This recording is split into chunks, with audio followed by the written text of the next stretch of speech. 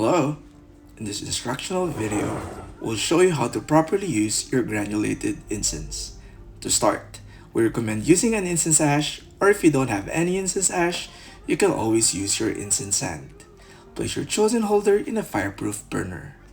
For your charcoal, you can either use a self-igniting charcoal, or what we recommend is using Shoyedo's ceremonial incense charcoal because they ignite easily, burn cleanly, and doesn't have any chemical odor. Begin by igniting your chosen charcoal. In this case, we'll start with Shoyedo's Miyako charcoal, followed by the self-igniting one. Burn the tip or corners of your charcoal and make sure not to burn yourself. Remember, you can always use a thong or forceps to handle your charcoal.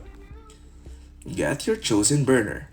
We prefer using an incense ash in an incense burner since incense ash promotes air circulation around your charcoal even when it is buried.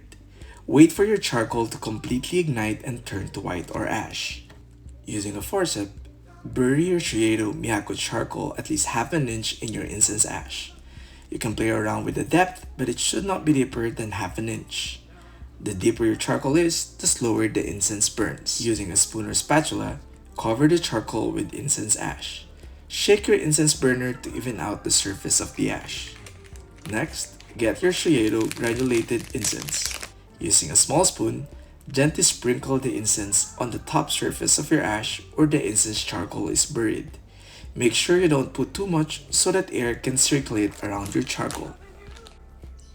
Set your incense cup aside and enjoy its soft, subtle aroma.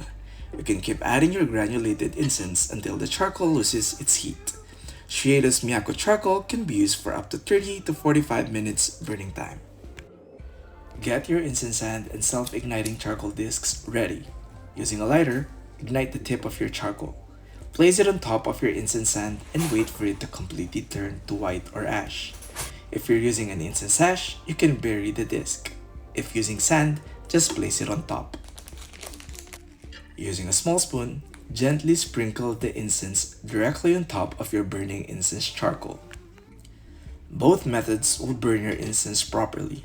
Using incense ash produces a subtle and longer burning session, while incense sand will produce a very pronounced aroma and thick smolder. Enjoy!